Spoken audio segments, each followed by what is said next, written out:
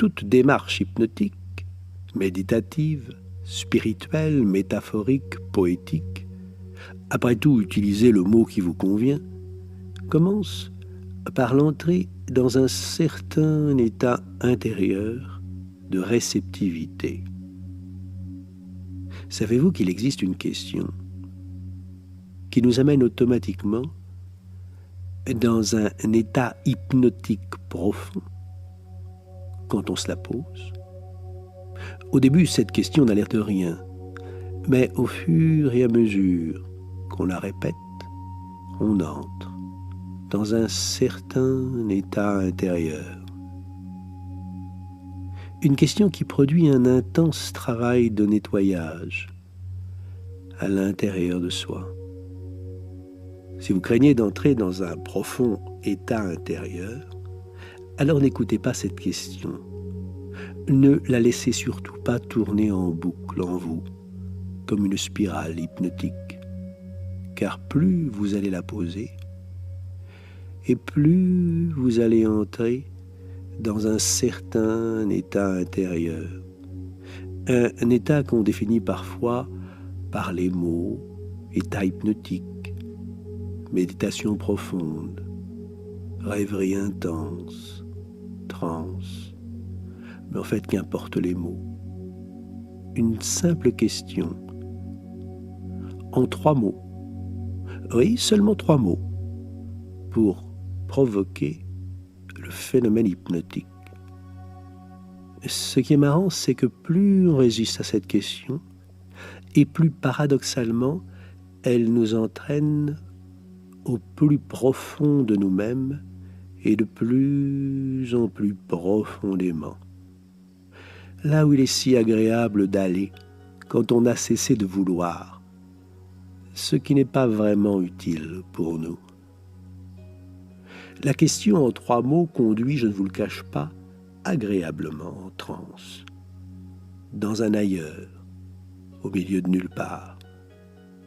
Cet état que nous connaissons, par ailleurs si bien, parce qu'il nous est tellement familier, quoiqu'à chaque fois complètement nouveau. C'est celui de l'esprit qui s'évade, qui va dans la lune. C'est l'état de l'écolier qui a cessé d'écouter le maître faire la leçon d'arithmétique et qui laisse son regard s'évader par la fenêtre. Et la voix du maître devient alors un bruit en arrière-fond,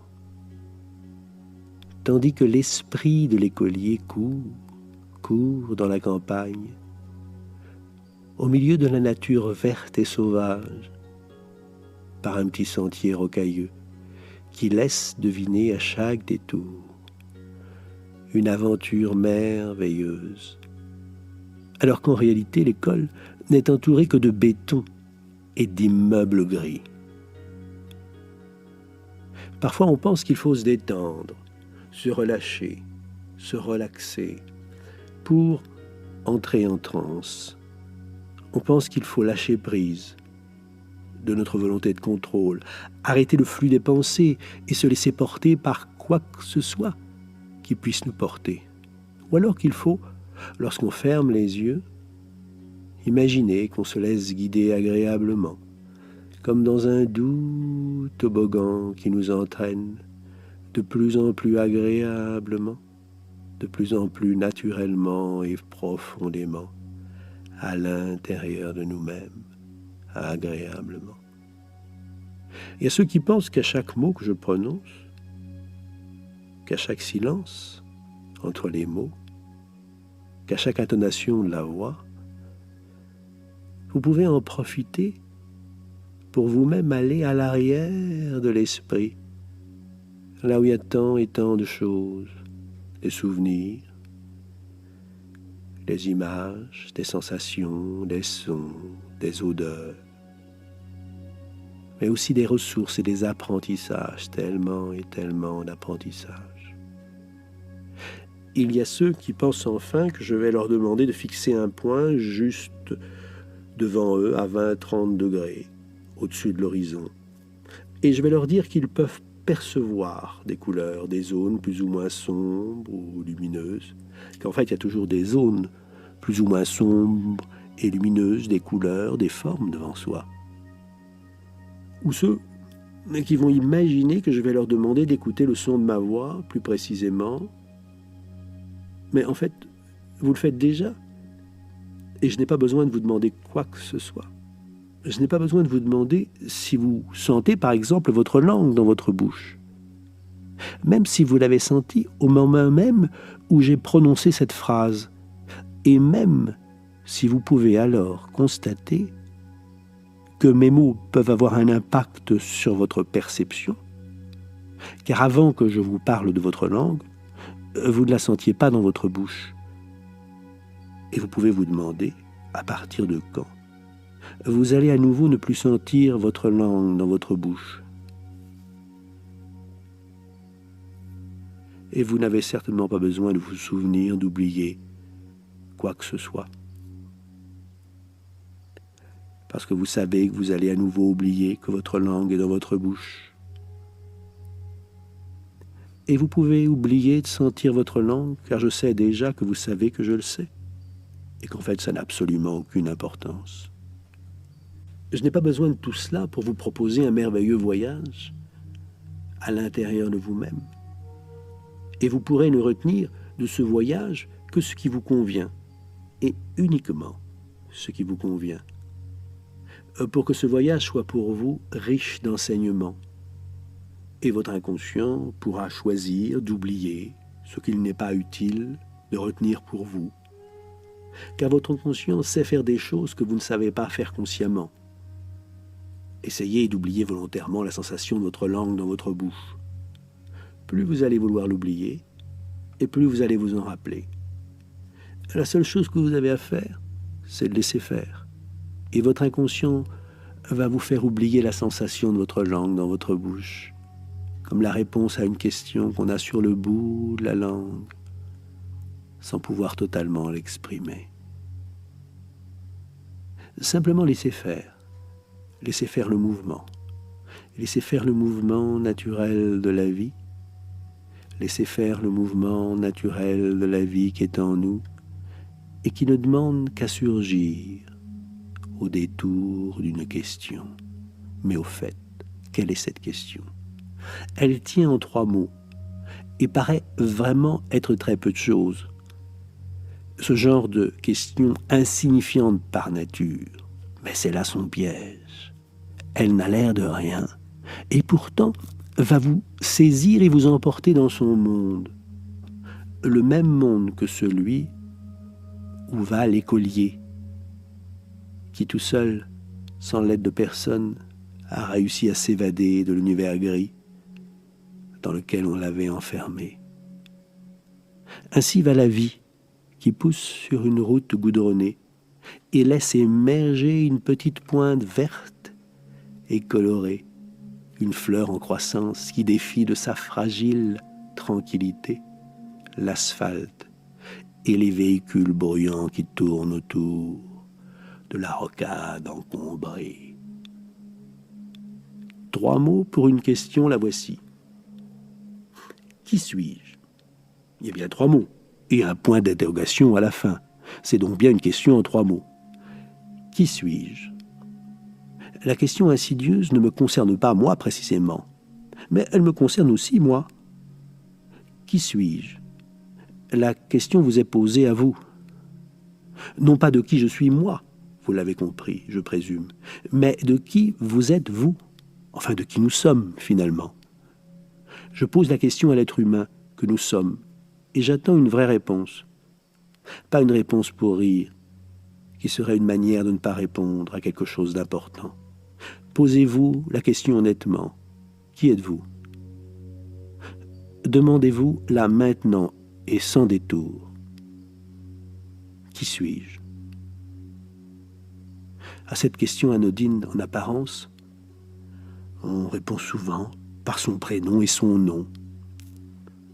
Est-ce que mon nom et mon identité, c'est ce que je suis? Et si je changeais de nom et d'identité, est-ce que je disparaîtrais pour autant? Mon nom et mon identité ne sont que des accessoires. Croire qu'ils sont moi, c'est me réduire à peu de choses. Je suis bien autre chose, et vous êtes bien autre chose. Nous sommes bien autre chose que notre nom et notre identité. Non? Est-ce que mon métier, ma position sociale, c'est ce que je suis? Mais pas plus que mon nom et mon identité. Ils ne sont que des accessoires. Je suis bien autre chose. Nous sommes bien autre chose qu'un métier ou qu'une position sociale. S'ils disparaissent, je serai toujours là, vous serez toujours là, nous serons toujours là. Est-ce que mes biens, ma voiture, mon téléphone, c'est ce que je suis? Ben pas plus, ils ne sont encore que des accessoires. Je suis bien autre chose. Vous êtes bien autre chose, nous sommes bien autre chose que nos biens. Et s'ils disparaissent, nous serons toujours là. Est-ce que mes parents, mes enfants, mes amis, c'est moi? Ce sont des proches, mais ce n'est pas moi, évidemment. Mais si je pense que mon nom, mon métier, ma position sociale, mes biens, mes proches, c'est moi, alors je suis une illusion. Heureusement, ce n'est pas moi. Ce que je suis est ailleurs. Oui, mais où? Est-ce que les mots me manquent pour dire qui je suis? Lorsqu'on m'a retiré mon nom, ma position sociale, mon métier, mes biens, mes proches, qui ne sont pourtant pas moi.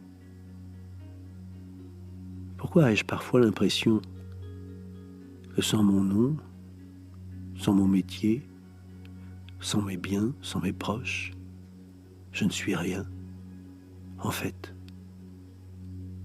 Qui suis-je? Suis-je... Mais l'aurais-je oublié? Suis-je quelque chose sur le bout de la langue que j'ai oublié? On pourrait me définir par un mot général, comme un Français, un Européen, un être humain. Mais c'est encore un mot, un accessoire linguistique. Mais ce n'est pas encore suffisamment moi. Qui suis-je? Puis-je répondre à cette question sans tomber dans l'illusion, dans la croyance réductrice, dans le conditionnement social, dans la généralité vide de sens? Qui suis-je?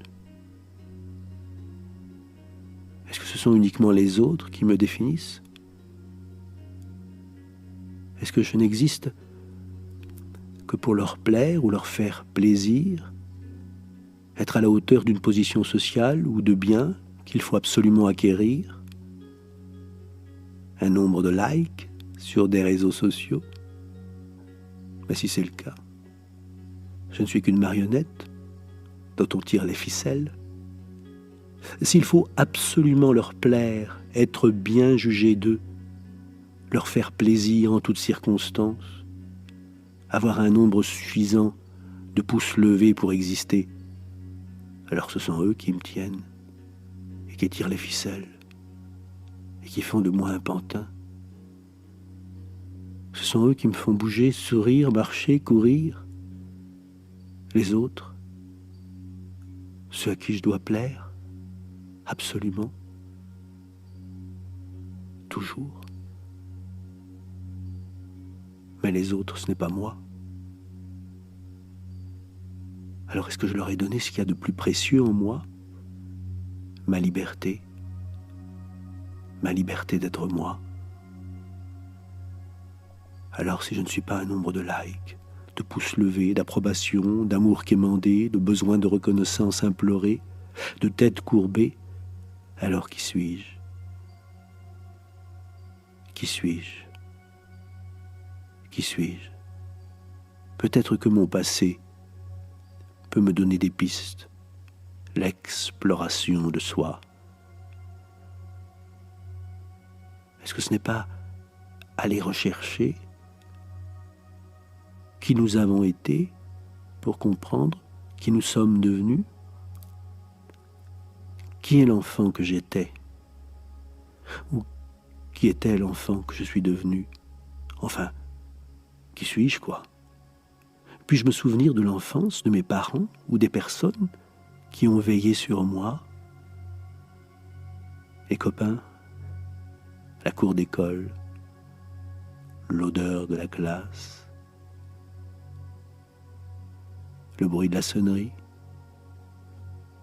Puis-je me souvenir de mes premières rencontres, des premiers regards échangés, des premiers apprentissages, du cœur qui bat dans la poitrine à cause d'un sourire, des espoirs, des déceptions, des rêves et des voix. Puis-je me souvenir des voix entendues, celles des parents, des amis, des copains, les voix oubliées ou retrouvées, les premiers amours. Puis-je me souvenir des voix quand je cherchais ma voix. Puis-je me souvenir des odeurs oubliées que l'on peut néanmoins retrouver. Odeurs de cuisine, parfums, senteurs de l'enfance. Et si pendant quelques instants, je m'attachais à un souvenir agréable de l'enfance, quelque chose de doux, de tendre, d'un câlin, d'une voix chuchotée, ou de quelque chose qui y ressemble, un souvenir heureux de l'enfance, un souvenir enfoui qui ressurgit, mais uniquement de la douceur. Une chanson enfantine, peut-être, une comptine, un rire, une odeur agréable qui revient du plus profond des souvenirs, une sensation de douceur sur la peau, un doudou, un jouet. Je vais compter de 9 à 1. Et ce décompte va vous permettre de retrouver un souvenir précis d'enfance. Laissez-le venir. Laissez-le émerger le moment venu. 9, 8, 7, 6, 5, 4, 3, 2, 1. Un souvenir agréable de l'enfance. Que voyez-vous autour de vous?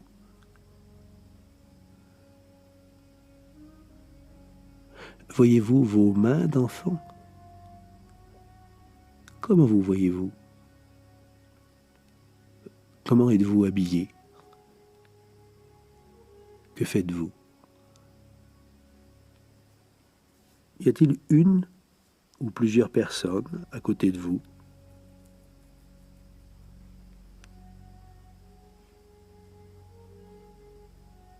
Qu'entendez-vous?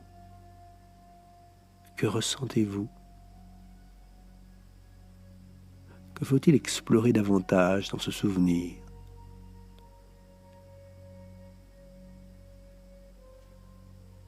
Que faut-il rendre plus précis? Que faut-il davantage percevoir? Pouvez-vous bouger, vous mouvoir, vous émouvoir? Pouvez-vous modifier la luminosité, les couleurs, les contrastes,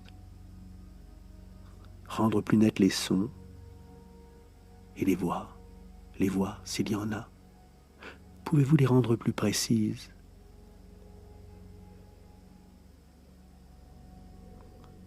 Avec votre regard d'enfant, que pouvez-vous comprendre et avec votre sagesse d'adulte d'ici et maintenant, pouvez-vous vous rendre dans cette scène du passé et dire à l'enfant que vous étiez, que vous l'aimez et que vous le protégez. Prenez quelques instants pour entrer en contact avec l'enfant que vous étiez, pour lui dire ce que vous avez à lui dire. Et n'oubliez pas de lui laisser du courage et de l'espoir quand ce sera terminé.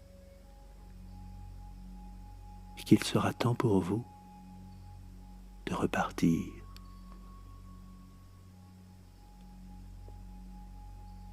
Pouvez-vous vous demander, mais pourquoi votre esprit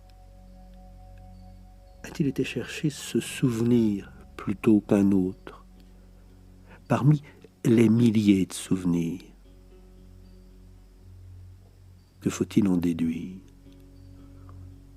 Que faut-il comprendre? Que faut-il explorer?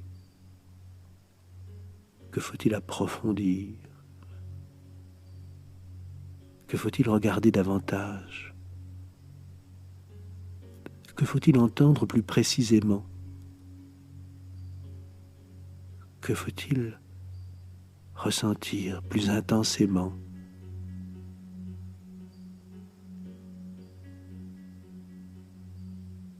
Mais je ne suis pas mon passé. Même si mon passé peut souvent me permettre de comprendre ce que je veux obtenir de la vie, les erreurs que je dois réparer, les traumatismes que je dois transformer en apprentissage. Même si mon passé peut m'aider parfois à comprendre, mon passé, ce n'est pas moi. Mon passé n'existe plus et moi j'existe. Si je crois que je suis mon passé, alors je suis une marionnette actionnée par des fantômes, les fantômes du passé. Et si c'est le cas, eh bien j'ai donné à des fantômes ce qu'il y a de plus précieux en moi, c'est-à-dire ma liberté d'être moi. Je ne suis pas un nom, je ne suis pas un métier, je ne suis pas une position sociale, je ne suis pas une voiture, je ne suis pas un appartement ou une maison, je ne suis pas un téléphone, je ne suis pas un ordinateur, je ne suis pas un fantôme du passé, je ne suis pas un nombre de likes ou de pouces levés.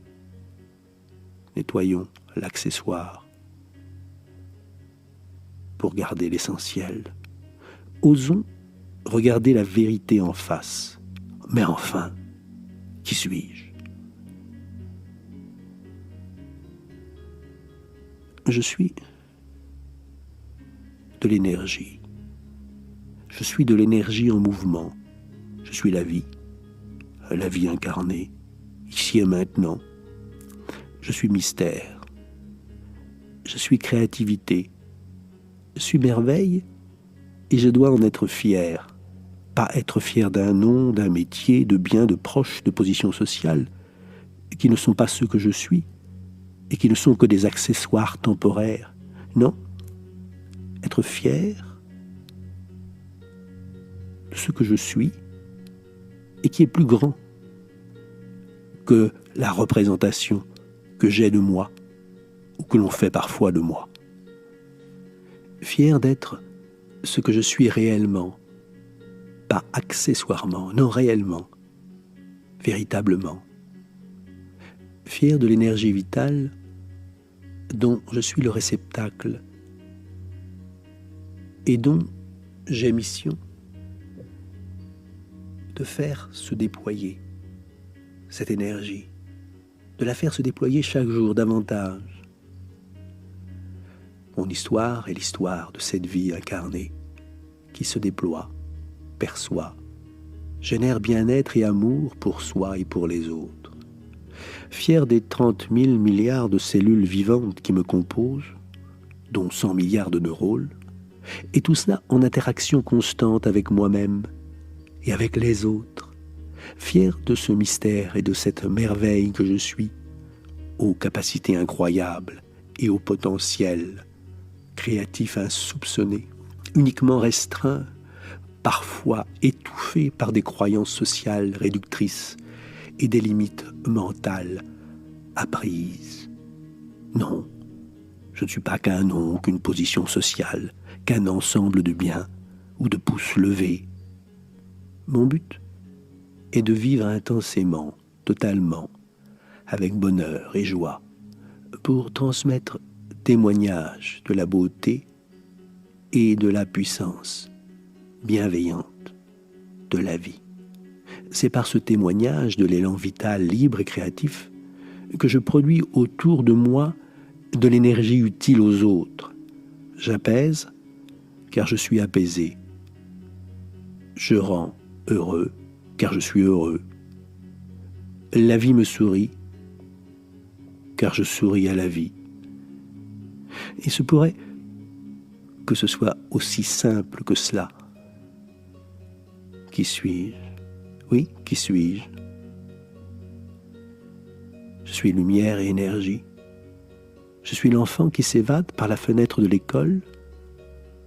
Je suis la vie libre et mystérieuse, belle, comme une petite fleur qui brise l'asphalte et le béton gris et surgit soudain, fière d'elle-même, et qui embellit le monde de par sa seule présence. Voilà qui je suis, et voilà qui vous êtes.